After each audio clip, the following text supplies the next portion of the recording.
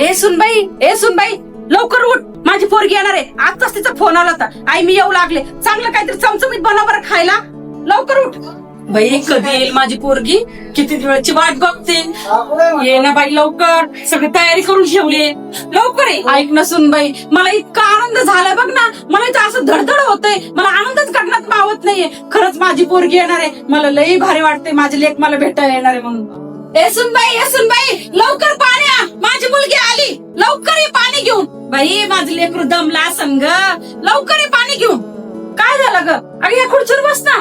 काय झालं एवढं का रडतेस? काय झालं सांग.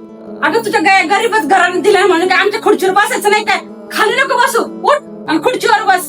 काय बाई तू पण, काय झालं तुला रडायला एवढं?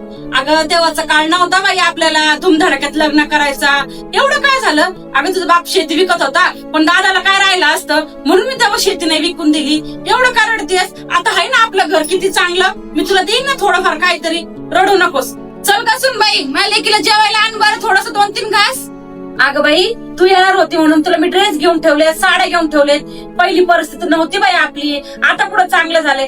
सुनबाई जरा ती एसी लाव बरं.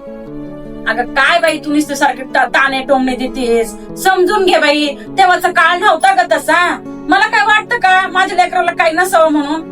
मला गंज वाटत होतं बाई, तेव्हा तुझ्या पप्पाला ड्युटी नव्हती, आता दादा जॉब करतो, दादाला पण ड्युटी लागलीये. हा काय करते बाई, असं नको करू ना. 2-3 घास तरी खाऊन जाय.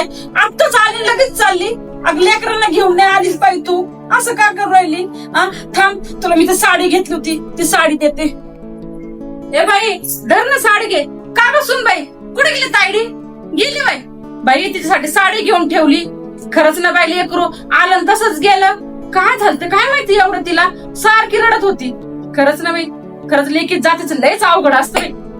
तिला आईची कदर पण नाही आली का? आता मेल्यावर खरं तिला माझं तोंड दिसन का? मग बघ म्हणा भाऊ जायचं, भावाचं तोंड बघत बस. काय बाई लेकरू आहे.